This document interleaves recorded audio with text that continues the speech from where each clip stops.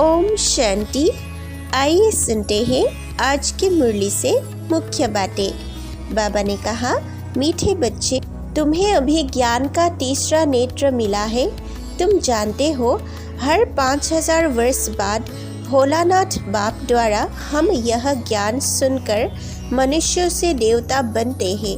तुम बच्चों का सारा दिन विचार सागर मंथन चलता रहेगा। बुद्धि में है कि बाबा हमको सत्य कथा सुनाते हैं। अच्छी रीति समझाना चाहिए। तुमने 5000 वर्ष पहले भी यह ज्ञान सुना था।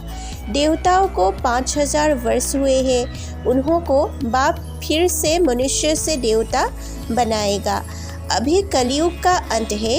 एक तरफ विनाश ज्वाला खड़ी है, दूसरी तरफ बाबा यहाँ आए हैं नई दुनिया स्थापन करने अर्थ।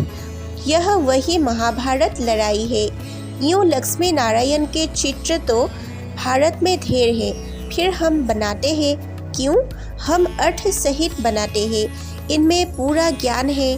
सतयुग में इन्हों का राज्य था। आत्मा तो अविनाशी है। आत्मा का कभी विनाश नहीं होता। ड्रामा भी अविनाशी है। आत्मा को 84 जन्मों का अविनाशी पार्ट मिला हुआ है। इतनी छोटी सी आत्मा में सारा पार्ट भरा हुआ है। वंडरफुल बात है। इसको ही कुदरत कहा जाता है। शिव भोलानाथ यह ज्ञान सुनाते हैं। बाकी कोई डमरू आदि बजाने की बात नहीं है। शास्त्रों में जो आया सो लिख दिया है। वास्तव में है ज्ञान की डमरू व ज्ञान की मुरली। यह है ही एक बाप क्रिएटर और सब पुनर्जन्म में आने वाले। यह कभी पुनर्जन्म नहीं लेते हैं। इनका अलौकिक जन्म है। आत्मा क्या चीज है, कैसे आती जाती है, यह ड्रामा में पहले से ही नुड है। यह मनोकामना पूर्ण करने के लिए साक्षात्कार कराता हूँ। मुरली बड़ी फुर्ती से चलानी है। वह भक्ति में भी शास्त्र पढ़कर सुनाते हैं। बाबा सब कुछ खुद ओरली सुनाते हैं। यह ज्ञान कोई साधु संत की बुद्धि में नहीं है। वह परमात्मा को नहीं जानते। अभी तुम्हारी आत्मा जानती है कि हमारा बाप आया है, हमको नॉलेज दे रहा है, फिर हम बाबा के साथ घर जाएंगे। यह तुम बच्चों को रूहानी नशा है। यह है तुम्हारा प्रवृत्ति मार्ग। बहुत तुमको कहते हैं कि तुम तो कुमार अथवा कुमारी हो, तुमको विकारों का अनुभव ही नहीं। हम तो विकारी गृहस्थ में रहने वाले हैं। तुम हमको यह ज्ञान कैसे दे सकते हो? हमको तो युगल समझाए जो अनुभवी हो, विकार में गया हुआ हो। बात तो ठीक है, अब ऐसे अनुभवी से समझाना चाहिए जिसने भल शादी की हो परंतु पवित्र हो।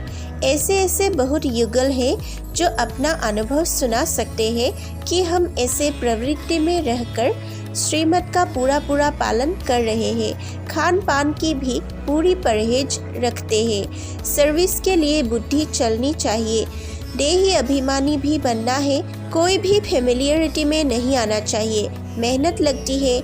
माया घड़ी घड़ी फंसा देती है। बहुत एक दो के नाम रूप में फंस पड़ते हैं। अगर ऐसी कोई चलन चली तो धर्मराज द्वारा बहुत दंड भोगना पड़ेगा। सेंटर पर आते हैं, कहते हैं फलानी बहुत अच्छा समझाती है, परंतु अंदर शैतानी भरी पड़ी होगी। यहाँ तो एक के साथ योग चाहिए, बाप के सिवाय दूसरा न कोई। क्यों दूसरे के पीछे पड़े? धारणा नहीं होती है तो जरूर कहाँ बुद्धि भटकती है। फिर राय भी नहीं पूछते हैं, डरते हैं। याद से ही तुम्हारे विकर्म विनाश होंगे। दुख से तुम लिबरेट हो जाएंगे। जीवन मुक्ति सबके लिए है, परंतु पहले मुक्ति में जाकर फिर जीवन मुक्ति में जाना है। वरदान, साधन व सेल्वेशन के प्रभाव में आने के बजाय प्रकृति को दासी बनाने वाले विजयी भव। कभी भी योगी पुरुष व पुरुषोत्तम आत्माएं प्रकृति के प्रभाव में नहीं आती। प्रकृति आपकी दासी है, इसलिए प्रकृति के कोई भी साधन आपको प्रभावित न करे। साधन साधना का आधार न हो, लेकिन साधना साधन को आधार बनाए, तब कहेंगे प्रकृति जीत विजयी आत्मा। स्लोगन, एवर रेडी वह है जो हर घड़ी को अंतिम घड़ी समझकर चलते हैं। ओम शांति। नए व्यूअर्स के प्रति अनुरोध है, कृपया हमारे चैनल को सब्सक्राइब करके इस सेवा के वृद्धि में सहायता करें।